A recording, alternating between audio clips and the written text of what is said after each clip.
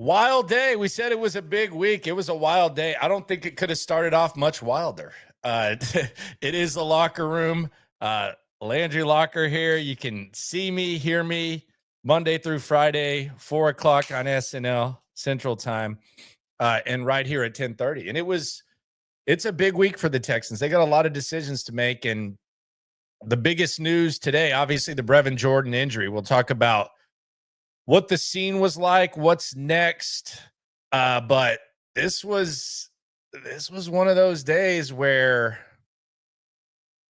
something that people have wanted to see for a very long time happened, and it's damn sure not the headline. And that's that CJ Stroud had a really good practice. CJ Stroud had a really, really, really good practice. And it wasn't just the fact that he was completing passes. It was the fact that he was seeing the pressure. He was feeling the pressure. He was getting the ball out quickly. He was throwing very, very precisely. This was the best that CJ Stroud has looked in camp against the defense. And there were even plays where there would have been sacks, and he was able to maybe pick up a couple of yards. But CJ Stroud had by far his best day of camp. We'll go a little more in depth on that once we go through the in-depth observations. Also, D'Amico Ryans, unsolicited, gave me a little piece of information when I asked him a question. One of the observations that I've picked up that I'm surprised not many more people noticed it. I've had like people in the media say, yeah, that was a really good observation. I thought it was obvious that Nick Caley was in the booth calling plays. Will he, though, in season? We'll hear from D'Amico in a sec, but let's just kind of set the scene and talk about what happened as Brevin Jordan went down. And I think that this was an interesting scene, to be honest with you, because the injury happened like right in the end zone where the media was. And for whatever reason today, they pushed practice back to 2:20, and they had practice in the indoor facility, which is smaller, and you can hear a lot. So you can kind of hear echoes, like voices. Like a lot of times you can hear coaches talking when you don't normally hear them talking in like an open space, like where the typical practice happens. So this was team period number 2, and this was actually team period number 3. And this was when CJ Stroud was really cooking. He started cooking at the end of team period 2, but in team period 3, and we'll still do the in-depth obs as well as what's next. But CJ Stroud threw a pass on, I think it was a post to Brevin Jordan. Brevin Jordan went up to try to catch it. He came down. He was hurt. It didn't look bad when you first saw it. You kind of looked away and did your notes, incomplete pass. And then next thing you know, when you look up, Brevin Jordan's down on the ground. And not only is he down on the ground, he is visibly upset. And to the point where when he first gets up, the trainers are trying to help him. And he's almost like in a desperation form, kind of trying to push him off him. Not like physical, not like overly physical, but like, just kind of like and then as soon as he realizes, I don't know if he realizes that he can't move, but it kind of looked like some people thought that they were looking at his shoulder. They were just trying to calm him down. Because as we know, Brevin Jordan had the torn ACL last year. There was all the talk about how motivational it was to see him work out. And you heard his teammates all the time. Even this last week when he was at the podium, or he was at the podium the week before last, just talk about how much he meant for him and how much they like to see him come back. So naturally, whenever that happens, you see the scene. and he tries to get up. The trainers kind of talk him, and then he lays down. And as soon as he lays down, like, it's the loudest weeps that you'll ever hear. And he was clearly distraught. And those weeps, remember what I said about the bubble, they echo. So you can hear like just the weeps. And I don't know about y'all, but it's kind of awkward for me when I see someone, even on TV, like just crying uncontrollably. Not like a normal cry, but just like weeping and it almost felt like when like a woman finds out her husband died or something like that. Like it was almost like, I don't know if it's because maybe it just looked so bad, the injury, or if it's something that he did before and he knows what that feels like. But there was either one of two things. One, he just knows what the feeling is and he knows it's not good, or two, that the graphic of it was so bad and he knew something was wrong to where he just wept. Now, we don't know what the specifics of the injury are. I would say if we've learned any lessons this offseason, I'm not in the injury reporting business. I'll ask the questions to D'Amico in the regular season, but I'm not in the injury reporting business. But I would say we could just be sure that we're 100% if you report that. So he goes down and the trainers are with him. And by this time, like, all the players are rolling over to check on him, including Will Anderson. Will Anderson kind of sprints to kind of like be down there by him. And CJ walks over and he's clearly distraught. I mean, we saw what happened with Tank last year. It was a similar feeling. I don't think CJ's reaction was as intense, but there was clearly like someone that came over and put his hand on his shoulder. And then CJ went to the far side of the goalpost and kind of knelt down, and it appeared he was praying. Now you could hear, you could still hear this whole time, like you can still hear Brevin Jordan screaming at the top of his lungs. So I don't know if it was just Brevin, but when he got carted off, it sounded the same, and you could just see he was just completely defeated and broken. So I know that there's a lot that goes on in football, and a lot of times we kind of become desensitized to it. I like, based on this was just a whole weird scene overall. And Brevin Jordan was just, it was more of a reaction than you've ever seen. And the fact that it was in the little bubble, it just kind of intensified the moment a little bit. But CJ Stroud went and prayed. They got up as a team. They broke. And then CJ finished what was his best practice strong. And he had, after Brevin Jordan went down, he finished off team 3 with an RPO to Schultz. Looks like they might be incorporating some RPO. Then a perfect pass to Christian Kirk, which he dropped on the sidelines, and then a Dalton Schultz touchdown. And that was the end of practice. So it was a rough scene. D'Amico Ryans afterwards, you could tell he was a little bit shook, a little bit funny behind the scenes stuff. For those of you that are watching on the that were watching the press conference, I got that observation first, though. Let's shout out HDAV Traveler in the soup. You ain't never hate. Swarm. Cheers, brother. All right, so let's hear what D'Amico had to say after this practice, because there were some other things that happened, including some news that D'Amico kind of spilled. This is maybe a one-man interest topic, maybe, but I thought it was interesting, and I went into this press conference wanting to ask D'Amico Ryans about Nick Caley calling preseason game 1 in the booth. What goes into that type of decision for a coordinator, and what's next? And he's going to tell me, you, everybody, the people, the press conference. He's going to tell us what's going to happen there. But this is a funny scene. So I think y'all may find this a little bit entertaining, or it might be too inside baseball. Who knows? I'll let the high-grade marijuana called Kush on the streets guide me through this. So we all know how weird D'Amico can be, and from his POV, we know how he can be about injuries and the way in which they're asked. I think sometimes it's unfair because it does need to be asked like in season, nothing too crazy.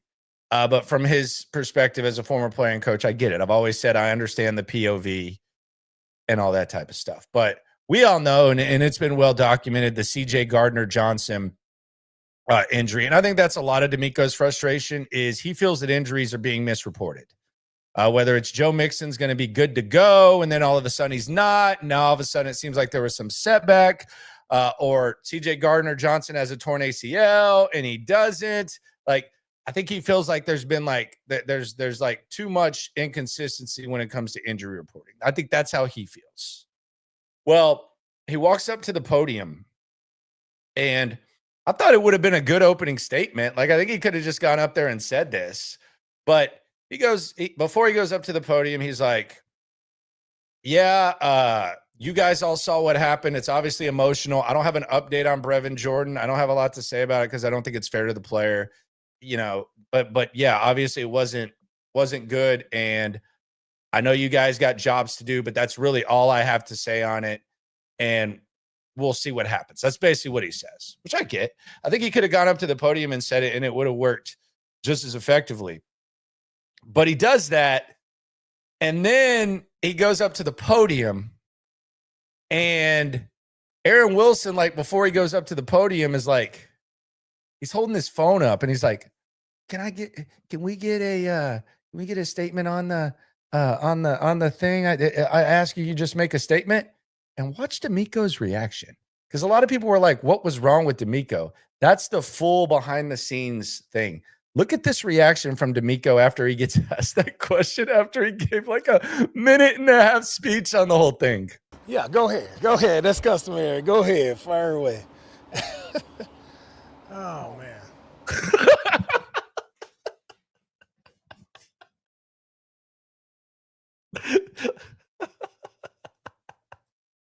Look at that. He's like, "Are you serious? I just spilled my heart out to you guys for 90 minutes. And I understand the journalistic POV, but look at this reaction, because that's what it was for. Goodness gracious. Yeah, go ahead. That's customary. Go ahead, fire away. Oh, man. It's like, I just poured my heart out for nothing. No, really, great practice today overall. Guys getting back from the Minnesota trip, Greenbrier trip, everything was a success of how we planned it. So it's good to get back out here to work, back home. Everybody feeling that temperature difference already, so it's good. Good day of work. Yeah, that might be a GIF, honestly. This might be GIF worthy. Yeah, so I was just giving y'all the context of it, but yeah, they was like, "Hey, can you give me a statement after all that statement that you just gave?" Yeah, go ahead. That's customary. Go ahead, fire away. Oh, man. No, really, great practice today overall. Guys getting back from the Minnesota. If someone makes the D'Amico GIF, tag me on it. It was a success of how we planned it, so it's good to get back out here to work, back home. Everybody feeling that temperature difference already, so it's good. Good day of work. Unfortunately, we guys are here. We saw Brevin go down with an injury. We'll continue to evaluate Brev and see Here he goes. where he is. It's tough for everybody to see Brevin going down, knowing how much work he's put in to get back to this point of playing football and how excited he was to get back playing football. So just praying for him to have a successful return. Yeah, he kept us cool. It's on the Texans. If y'all want to give it, it's on the Texans YouTube. That was so funny.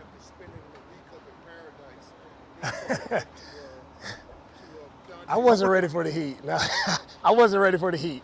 No, it was just we pushed practice back, started a little later for the guys, so just decided to come inside for today, knowing we have 2 big days ahead of us, one tomorrow, and then also on Thursday we'll be outside versus the Panthers. Coach, what was some of the things that you observed when you went back and watched the game film? Yeah, one thing I liked is just the physicality, starting up front. Like I turned on the first snap of our offensive line, the way we were coming off the ball, all right, resetting the line of scrimmage, Yacht coming through, playing physical at that fullback position. I just like the physicality that was shown. Of course, there's always room for improvement when it comes to technique and finishing some blocks and things at the second level, defense being on the same page, like finishing plays. But overall, I'm pleased with how the guys showed up. And it was just, that's the first one. Now I tell guys that the first one really doesn't matter. It's how you show up on the next one and what type of improvements are you showing. So I'm really excited about this week. Like, let's crank the intensity up. We get to go against another team, and let's see who have taken the lessons learned and can they apply them this week. Yeah, and he mentions Jakob Johnson, and they were running a little bit of fullback today. Again, we'll get into the obs, but I do wonder if he's all of a sudden TE3 and FB, if it kind of mixes up the roster requirements. We'll do a 53-man exercise part 2 tomorrow on SNL. So check that out at 4. That reaction was priceless, though. And this is my question about Caley. He gives me a really good answer on this. So we know what Nick Caley's up to and why the hell he was in the booth and whether or not he'll remain there. This is your boy asking D'Amico about that. Coordinator calling a game on the field versus the booth. And is that something you and Caley talk about? Is it weird for a head coach to have the guy up there in the booth? No, for Caley, he wanted to call it up top. I think as a coordinator, you have to get your feel as a first-time caller. You get a good feel for doing it up top and also doing it on the field. So for him, I think the first one he was up. Now this week we'll flip it. He'll be down this week. So that's what you use So there you go, D'Amico right there. So Caley's going to be in the booth and on the field. And that makes me, there's a couple of things that I think. First of all, I think he probably ends up on the field. I would say, if I had to guess, I think the booth is cool, though. It looks good on TV. But I think that tells me that CJ might get a little bit of run this week, right? Because he probably wants to do what he's actually going to do or thinking about doing or leaning towards doing when the starter's out there. I would think maybe he gets a series. I don't know. Joint practices kind of make it interesting because maybe they just want to rest him. But we'll see. He's juggling it around. I thought this was some good info from D'Amico. Season for coaches as well, right, to go through the mechanics of how we operate on the sideline. But the communication was really, really great from the offensive and defensive perspective. From a growth standpoint with Sam Settle Jr., what do you see on and off the field as he continues to grow into his role? With Tim, what I've seen is I've seen him get more familiar with how we do things. It's just a matter of him just being consistent, doing it right every single time. And when Tim does that, he has the power, he has the strength to knock guys back, reset the line of scrimmage, and he's athletic enough as a pass rusher to really disrupt the quarterback. So Tim's just about him being locked in consistently, doing things right consistently, and he should be an impact player for us. Coach, a lot of times the rookies talk about the games in the NFL compared to playing in college. How do you get them to slow the game and slow the process down as they continue to? And the process slows down for rookies when you know what to do. Like when you're out there thinking about what you have to do and you feel the speed of the game, it can be a little overwhelming. But for our guys just being on it, assignment-wise, alignment-wise, then you just go play the game. And I tell, it's the same guys you played against in college. The game doesn't change, but sometimes mentally you make it bigger than it is and it kind of slows you down. So the quicker you can get over that mental hurdle, then you can allow your physical attributes, you allow them to shine. What's up, Stutes? Yeah. Stutes is asking about cohesiveness on the offensive line. Hear him with me on SNL, 4 o'clock, Monday through Friday, except today. And they push all across the board thing, when you're working, those two groups specifically, when you're working in unison, O-line, D-line, and even linebacker for the same reasons, I think the more you can talk and communicate with the same guys, it does help you. But as we know in this game, especially in defense, guys are rotating all the time, so you have to kind of get used to working with different guys. But the communication piece, it speeds up the more you're in there with the same guys. Coach against DJ Speed, for twice a year, past few years. What have you learned about him now that you get a chance to work with him? What do you like about his game and just what is he appreciate? Yeah, I've liked EJ ever since he was coming out of Tarleton State, actually. Thought I could find a way to sneak him in there to get him to San Fran, but the coach scooped him up. I really loved his length, his speed, athletic ability from afar, and now being with him, just seeing how great of a guy he is, that's always got a smile on his face, always accepting whatever challenge I present to him. He showed up big time for us in the game, like being on his assignments and really flash playing physical, attacking the football. The traits I look for in defensive players, he definitely showed that. So I'm excited to see him this week. Yeah, we're going to give him even more to see how he does with it.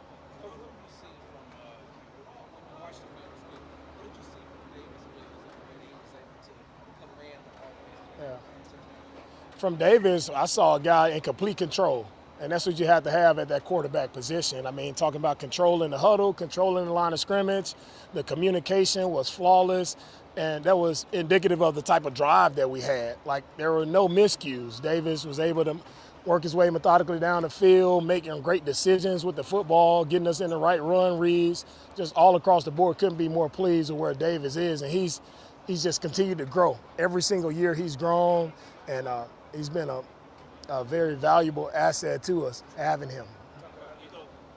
Go ahead. When Cam went down, you all obviously had to make significant changes to the offense line. I feel like those are adapting. Our O-line, they've been working well together. Last week, seeing them, we shuffled some guys around. They've worked well. Tay, put him at left tackle. We saw the reps that he had in the game. Thought he did a really nice job. The game isn't too big for Tay, and that's what stands out to me for the rookie. Like, he stepped right in. Again, there's always reps to improve upon, but where he started, it's a really strong start for a rookie. And just want to see, okay, now this week when he gets a few more reps, let's see, how he plays, against the Panthers, how he plays against their ends. They have good ends, so we'll see how he does this week.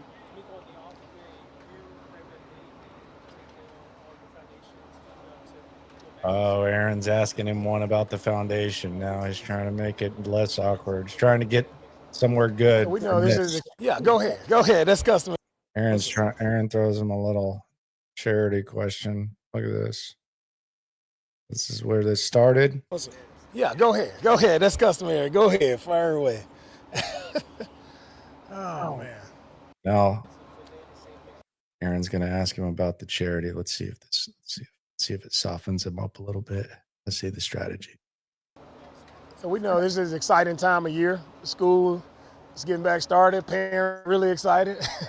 But it's very important, for me and my family to be able to, we've been blessed with so much. So it's just it's the right thing to do, is to be able to give back, put a smile on kids' faces as they go back to school, giving them some encouraging words, encouraging gifts. So hopefully, to all the kids, hopefully you guys have a great school year, have a great start to the school year. Teachers, more importantly, we shout out to all the teachers and all the hard work that they're about to do. So it's just an exciting time, and we're happy and grateful to be able to give back. Really encouraging to see Foley and Derek step back on the field today. Two guys who you kind of forget, these guys played a lot of snaps for us. They played a lot of meaningful football, and they were impact players for us last year. So I'm excited to get them back out and see, how they enhance our D-line even more. Being able to roll those guys, we got a lot of players over there that can really impact the game. So I'm excited to see them just work their way back into football shape. So it's very pleasing to have them back out today.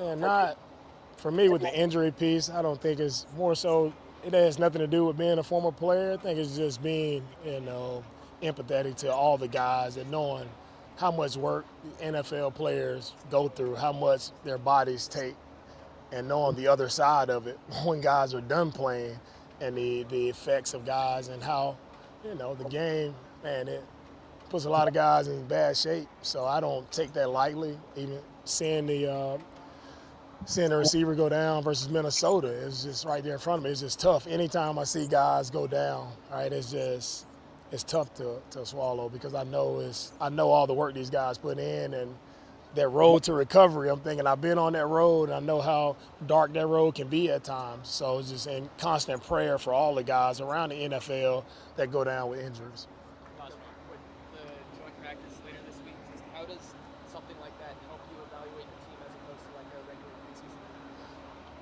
for our joint practice, it's really a great time for us to go against somebody else, go against a different scheme. Our offense knows the structures of our defense. They know the checks to make. Now, when you mix it up, you get a different scheme. Now it strains the offense to communicate, right? Mentally. It's going to strain us physically because you don't really understand the plays that are coming. You haven't seen them before. So now how do you respond when things are different? Defensively, they may have a different snap count, different formations, different motions. So it's going to put a strain on us physically and mentally that we need. Right? You need a different challenge at this point in camp. And I think it's a great challenge going against the Panthers with Bryce, what Dave has done with the offense to improve. They're in a really good spot. So I'm excited to just get some different looks for our guys. And I think it'll help us come down the stretch of the season as well. Thank you, Coach. All right. Thank you. All right, there you go. D'Amico Ryans. Let's go in-depth practice obs now here in the locker room. You heard him mention a couple of things. I think the most relevant stuff there is Caley's trying to figure out whether he's going to be the sidelines or on the in the booth. I don't know that there's really a preference. Like we've got examples of guys doing good in the booth. We've got examples of guys doing good on the sidelines. I'm sure there's pros and cons to both. I'm sure you get the sky view, maybe like relaxation in the booth, and you still have the communication element of it because of technology. And I'm sure for a coach's standpoint, you want to be more hands-on and be able to have someone in front of you. So look, I don't have a preference. I like watching games where the guy's kind of in the booth. I think that's fine, but we'll figure out what Caley's going to do. The point is he is trying to figure it out, and the booth is not the permanent thing. So I thought that was interesting. Really, like roster-wise, I think the most relevant thing D'Amico said, and again, we're going to have the 53-man exercise 2.0 tomorrow on SNL. I think they like Jakob Johnson, and I think they liked him before. I think it could have perhaps been a tough situation. I think he's probably going to get more opportunity at tight end starting tomorrow, I would think. We don't know when Irv Smith's going to be back, but I think Jakob Johnson has opportunity, and quite frankly, I think he's an underrated receiver, and I think he's a good blocker, and maybe that helps them at the tight end position. So I thought that was the most relevant thing that D'Amico said. Let's get into the practice hubs, though, because I did have a few. So driving to the spot, I decided I'm going to give Blake Fisher a clean slate. And I feel like a lot of times players in training camp, like when they're struggling, they get clean slates. A lot of times the goalpost gets moved. Like, oh, well, the games haven't started yet. Oh, well, this happened, And we've been doing that with Blake Fisher for a while. Let's just be honest with each other. Like, I talk to you guys 2 hours a day live about the Texans. 300 every weekday of the year. I was going to say 365, but it's pretty damn close because a lot of times there's multiple videos. So I can't really hide from something when I'm wrong. And I think that the fluidity of the discussion, I think it adds to like what we see. Like when Nick Caley was first hired, we said, well, he likes slot receivers, multiple slot receivers. And then we see him sign 2 slot receivers, and then they draft one. And you say, okay, maybe this is where we're going with this offense. So like when the conversation's fluid and the conversation's daily, then we can build on these discussions, and you're not just pulling something out of your ass. So I say all that to say, like with Blake Fisher, last year he looked serviceable. I think there was a tendency to, man, I use the word trust, but I do feel like there was almost like a certain level of trust where surely a team that is paying 2 tackles top tier money and drafts a tackle, surely, and by the way, this is before a tackle run happens, like surely they see something to where this guy can at least be serviceable. And you talked about it as a chess move. And then you saw him last year and it wasn't terrible. He looked like a rookie. And you say, okay, we'll see where this goes. Then the offseason starts. And you see Blake Fisher kind of look blah in OTAs, kind of looks whatever in minicamp. And me and Stutz kind of had a disagreement because I said Blake Fisher didn't look like he was in great shape. Stutz said that he was in great shape. That was kind of a disagreement when it comes to like the body image type of breakdown. But then we get to camp, and there's an assumption that, okay, well, this guy's probably going to be your starting right tackle.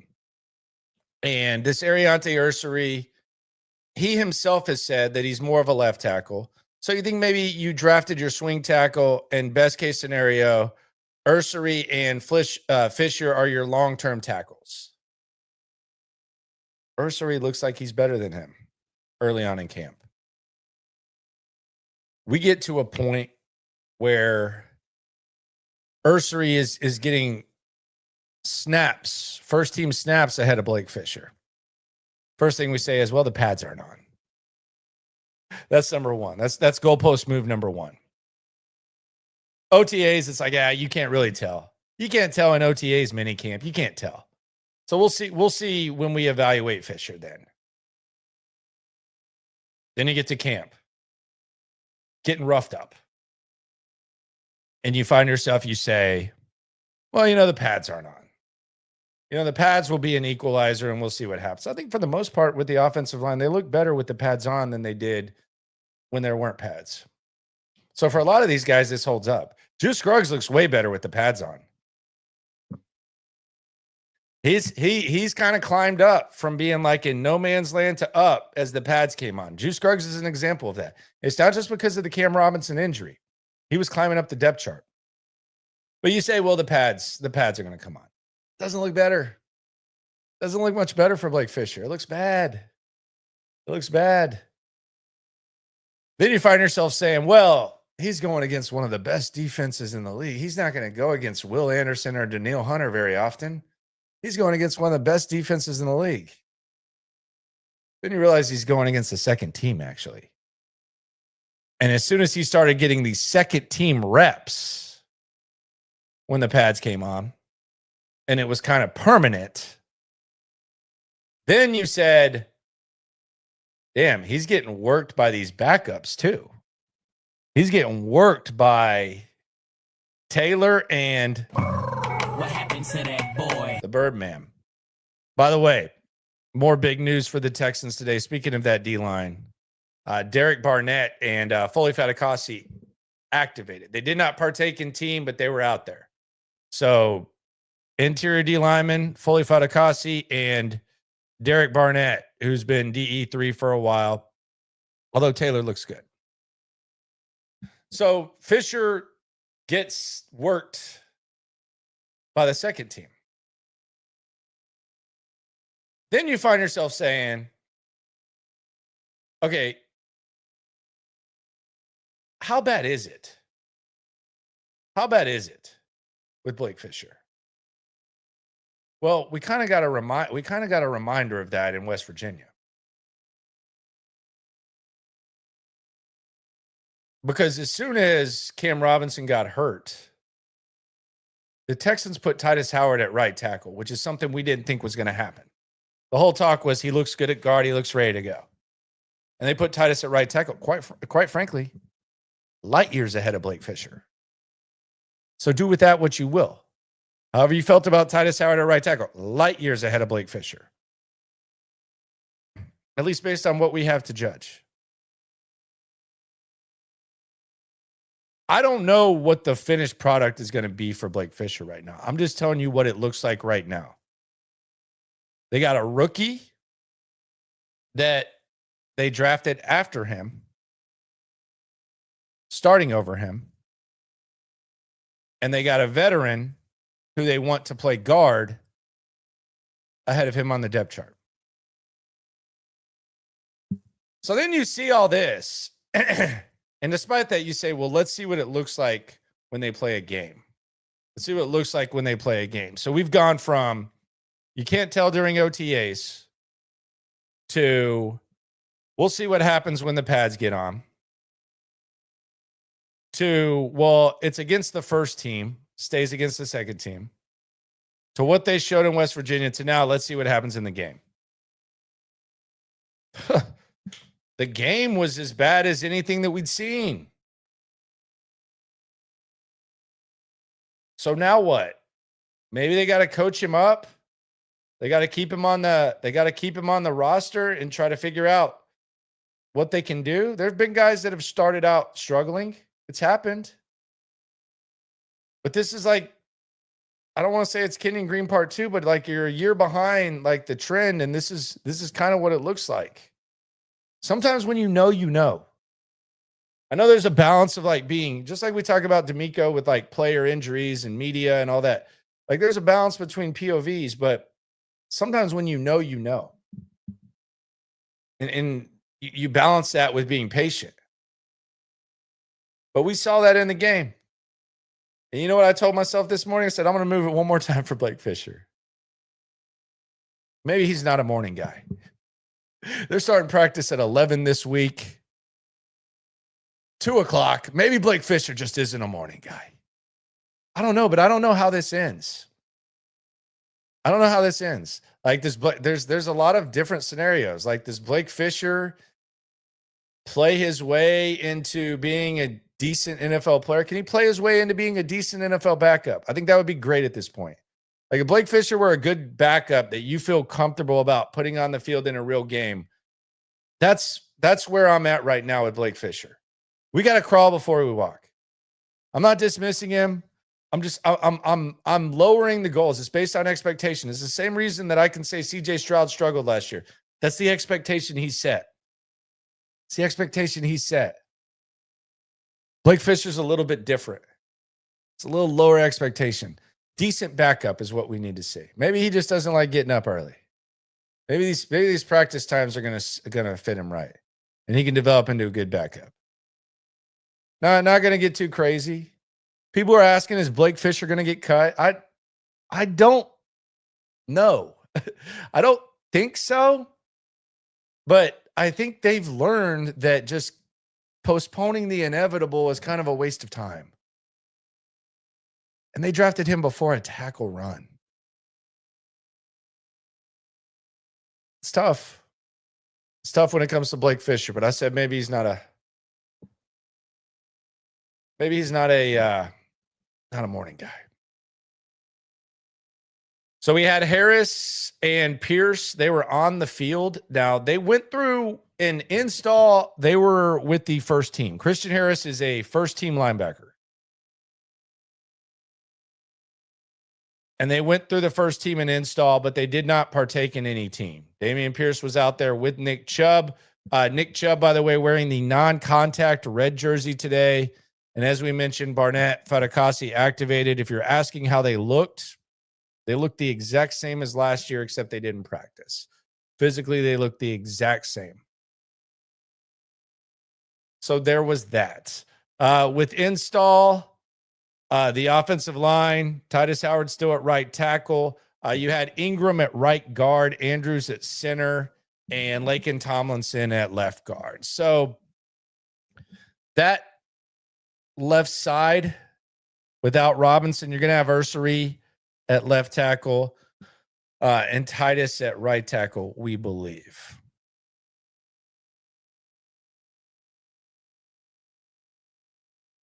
So I found myself in install with one thought. And by the way, as we were watching, Jalen Reed walk by. So those of you thinking about Jalen Reed being a safety, he's walking. Doesn't look like he's like walking overly comfortably, but he's someone who might have a pimp limp. I don't think he's allowed to walk normal on a football field when he's not on it. I think he might have a pimp walk. Be sure to subscribe, like, right along. But here was my observation. I think a lot of you people, you people, can co-sign this. I was watching them install screens, and a lot of these screens look good. Like, they look good. There's different, like, varieties of them. They got the typical bubble screens that you would imagine. They got, like, the the screen with the fullback in the backfield. They got the screen without. It looks like a good screen game. Like it looked like in practice, it looks like a good screen game. I hope that if Joe Mixon is back at the start of the season, that Nick Caley at least maximizes the ability that Joe Mixon has as a receiver. Because I'm watching these screens, and I'm not just watching them like, okay, there's Woody Marks catching a screen. Okay, there's Dare Gumboy. I'm watching it. I'm like, man, what would this look like if Joe Mixon were doing it? We don't know when he's going to be back. But I hope that Nick Caley maximizes Joe Mixon and his abilities as a pass catcher. Bobby Slowick told me they needed to do a better job of that when I called him on it last year. Dude, it was mid-January. Probably a little bit too late. But that was one of the thoughts that I had during install. As far as special teams goes, I had this observation. First of all, Frank Ross loves Dare Gumboale. That is like his standard. So you thought Dare helped himself as a running back. Every time he does anything, Frank Ross is very pleased. But I was watching British Brooks and I was like, dude, that guy's a bad mofo on special teams. And I said this earlier in camp. I feel like British Brooks, they would trust him to play special teams in a game that counts. You look at him. I mean, he looks like a linebacker running down the field. You saw the lick.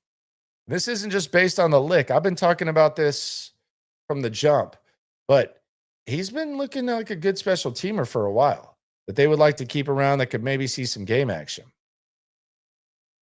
But I wonder, like with the injury, and we do play the next man up game,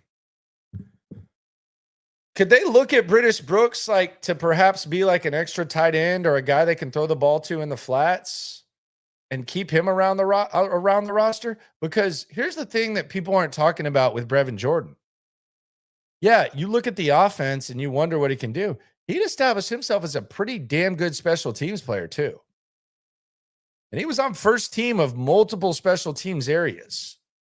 So if British Brooks is a bad mofo when it comes to special teams, and he's got fullback experience, he catches the ball decently, I don't know what he'd look like as a short yardage back. Maybe there's a game where they just feed him and just see what he looks like. Like maybe they give British Brooks like 20 carries in a game and just see how he holds up. But like when you talk about roster and you talk about you're going to keep this many of this position and all that, and Brevin Jordan goes down, I don't think you can go on the waiver wire and find like some tight end that's going to replace like ideally what Brevin Jordan did or didn't do with you. But I do think they like Jakob Johnson. I do think British Brooks has done a lot of things. We've seen him catch a touchdown in camp.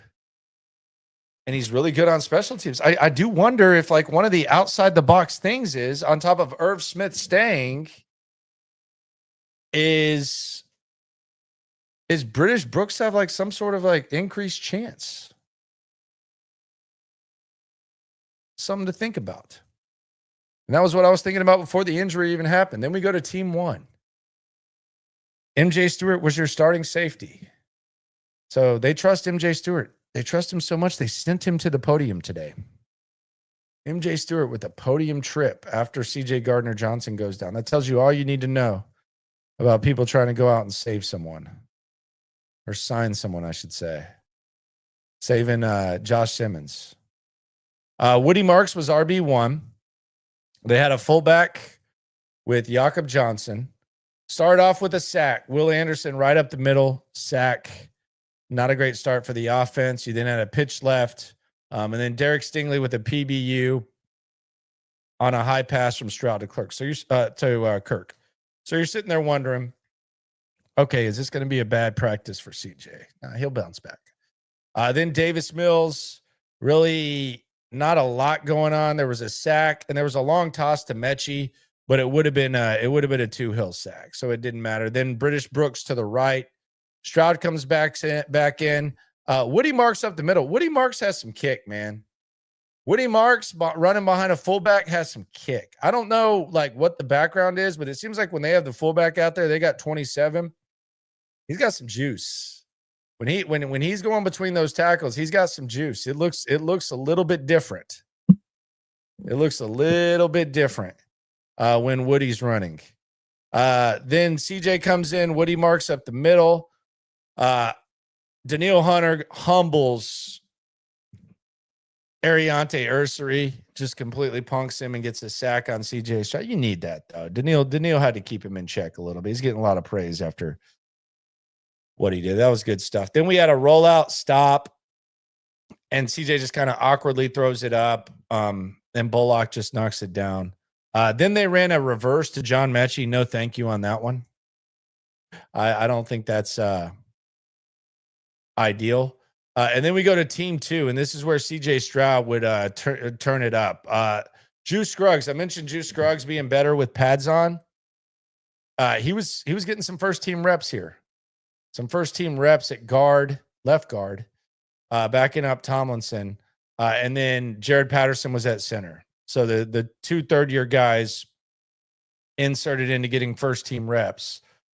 There was a throw behind by CJ. Then there was an offsides by Will. I don't know if CJ would have gotten this off or not, but on the offsides, he tosses it up, and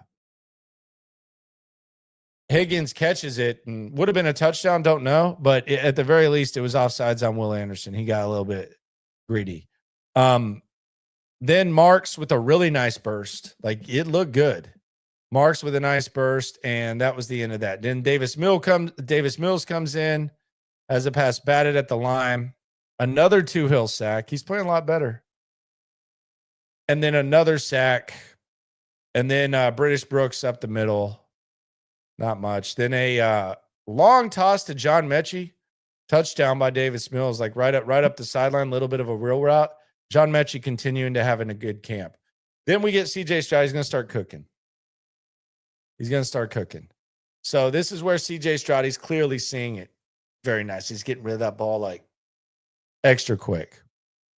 So we go to first down. He flushes out and he gets down. So he feels the pressure. He gets up. Probably would have had 2 or 3 yards, but he avoided the sack. Then we had a Jordan dump off, Brevin Jordan. Then we had just perfect stuff from CJ Stroud. I'm sure all the people that have stopwatches to count like release time, just perfect to a sliding Dalton Schultz across the middle. That would have been a first down. And then I think CJ's favorite pass, just a flag route out of the slot to Christian Kirk. Christian Kirk with the catch. Absolute dime. Captain Kirk has arrived. I repeat, Captain Kirk has arrived. Then we go to team 3. CJ Stroud, he steps inside and he's hit across the middle. So he stepped inside of the blitz, perfectly saw it, hit across the middle. Then 2 runs to Dare. He was stuffed. Then a Schultz slant, a perfect flag toss to Brevin Jordan, kind of similar to the Kirk. And then this was the play that everyone's talking about. A perfect blitz pickup by Woody Marks. And then the pass to Brevin Jordan results in Brevin Jordan going down. We already discussed what the scene was like at the start. If you're just tuning in, you can go back and check that out. And you can rewind on any live video.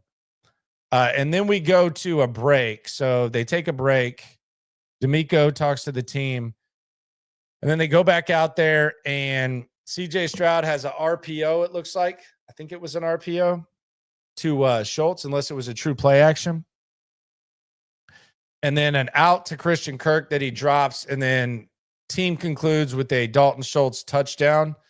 Davis Mills went back out there, but at that point, I really wasn't paying attention. I don't think I missed anything. But the Schultz touchdown. So CJ Stroud responds nicely after the Jordan thing. And concludes his nice day. And then they had a cards period where it was just kind of half-ass installing. And you had Pierce. It was so half-assed that Pierce and Chubb were out there, and they're not even partaking in team. So that kind of tells you what it is. That's how it went down today with CJ. Now let's get into the topics that matter the most. And let's kind of look ahead when it comes to where the Texans are and what the hell is next for them. So as we've already heard, Caley will go from the booth to the field on Saturday.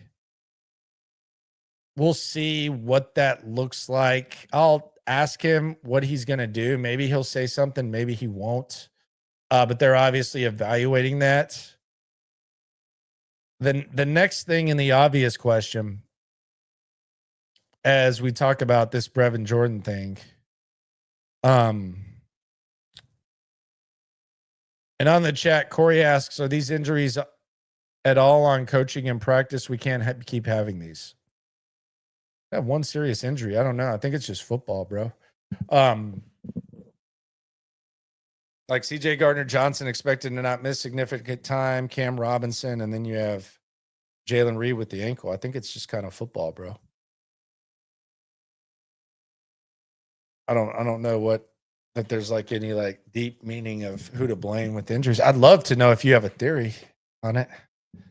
I welcome all theories, all opinions on the chat. But what do the Texans do roster-wise with the Jordan injury? Here's a number of options.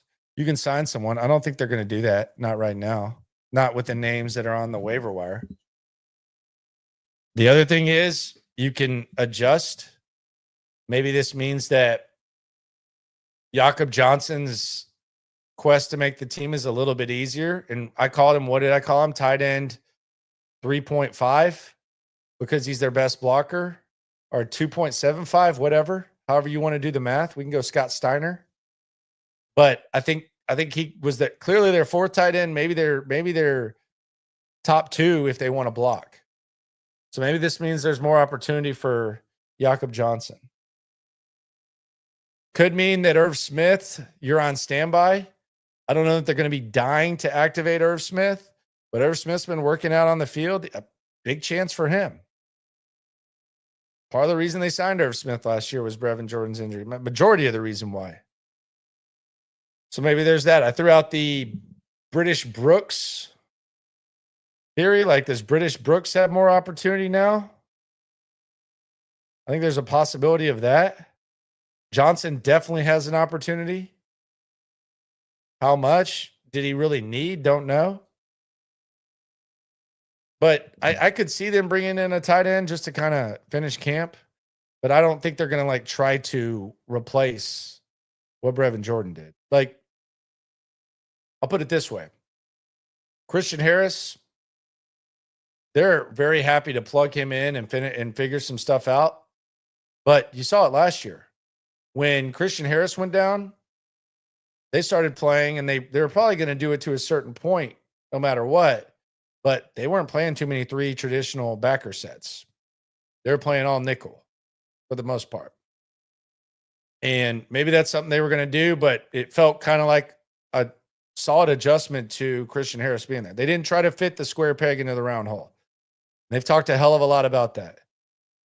It's like whenever Bobby Slowick comes here and people start saying, well, can Dalton Schultz be Kyle Juszczyk? And how about this guy's Debo? It's like, I think Bobby Slowick was trying to do those dumbass things. And that was the problem. And that's where you heard D'Amico say, yeah, he's used his past experiences when he's talking about Nick Caley. So they have Brevin Jordan. I don't think they're going to try to find someone to be Brevin Jordan. I don't think it's like that crucial of a role. I think they got to adjust. I think there's some guys that they like already on this roster, but it kind of increases the flexibility. Does it mean it's a foregone conclusion now that they keep 7 receivers? I would say yes. Does it mean Jakob Johnson's on the team and he's kind of a fullback tight end? I would say yes.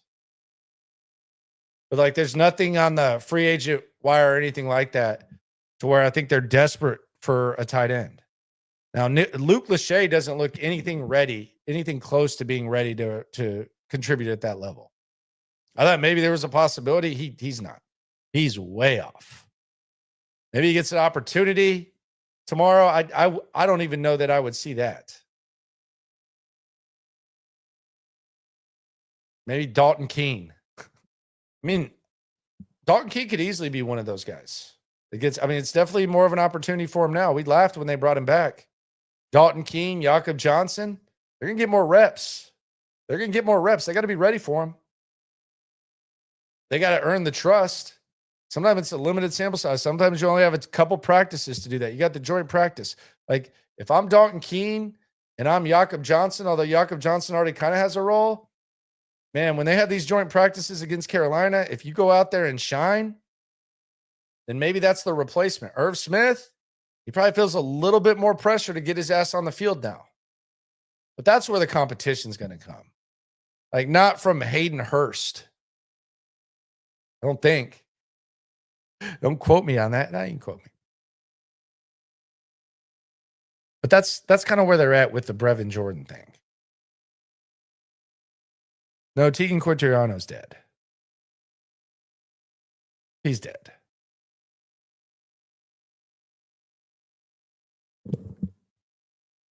I would say that if they're going to keep 7 receivers, I think it's Watson and Berrios. I don't think it's Mechie.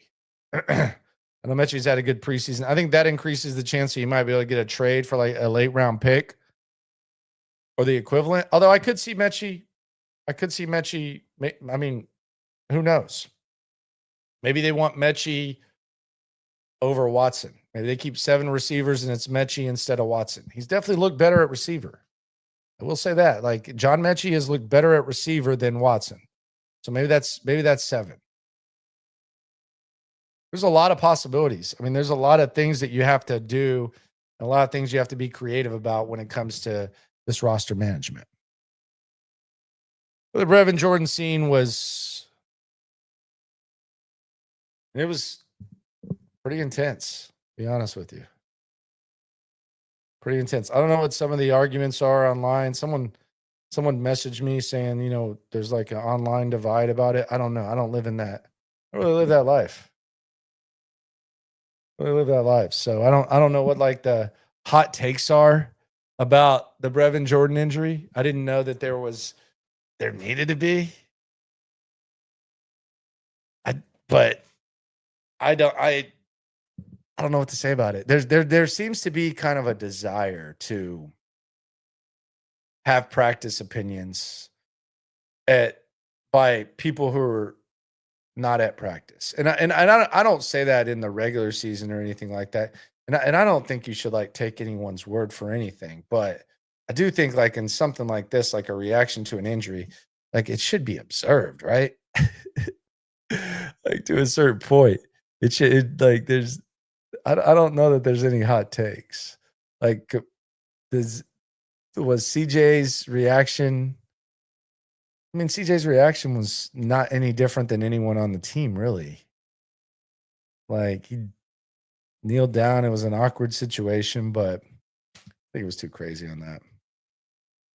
But there's just a lot of stuff being said that it's just I don't get it. Maybe we're just thirsty. I would say we don't have anything to talk about. I feel like we got a lot to talk about. I don't know. I guess there's like a divide about what CJ should or shouldn't do whenever someone gets hurt. The Kansas City was a lot. I'll be honest, it was a lot. I don't think this was that. And I was looking more so at what his response would be.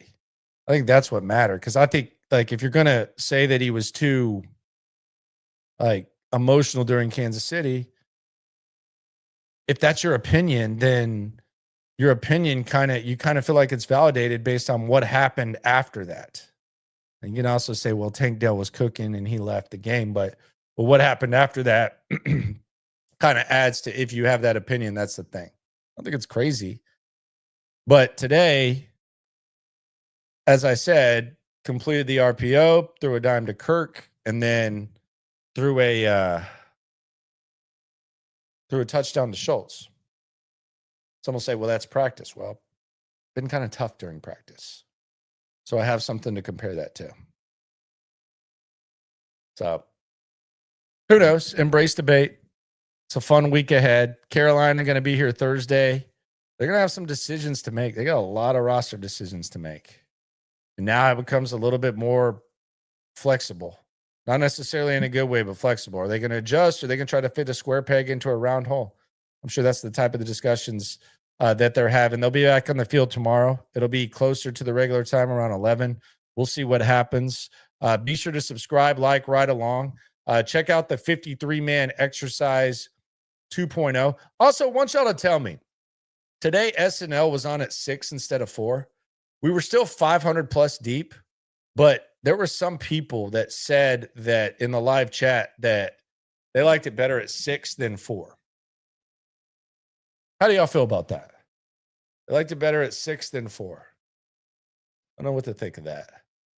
But I value the feedback. I value the opinion. I mean, like I said, still 500 plus deep. Subscribe, like, ride along. Always remember, when it comes to this Texan stuff, whether your emotions are in check or not, we're all in it together. Thank y'all. Yeah.